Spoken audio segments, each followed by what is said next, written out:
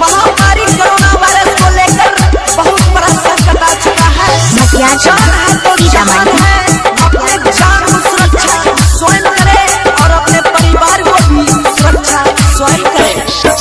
महामारी corona virus lockdown दिल कई करवाए, अपना अपना घर में बैठा सुनला हो भैया ध्यान लगाए, अपना अपना घर में बैठा नहीं ते होई जाई अन्याय कहै छै नरेंद्र मोदी मोदी मोदी अत्याचारी छै न भाई, एक न एक दिन मारल जैतै भूखल जान गरीब के जाय, अपना अपना घर में बैठा मर कैट के जीतल जाए महापरीक्षा कोरोना वायरस।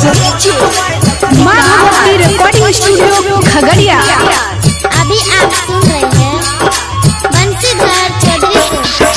मोदी सरकार देश के खातिर दावर दलकै जान लगाए, अपना अपना घर में बैठा हमरो तोरो सबके भलाई, अपना अपना घर में बैठा संकट मोचन बन जाओ भाई, लक्ष्मण रेखा पार नहीं करिहो आज्ञा के पालन दहो निभाई, घर से बाहर कहीं न जइहो बंसीधर दिलवा समझाई, अपना अपना घर में बैठा हे दुर्गा भगवती माई खतरा में छै जान बचावा। माँ भगवती रिकॉर्डिंग स्टूडियो खगड़िया।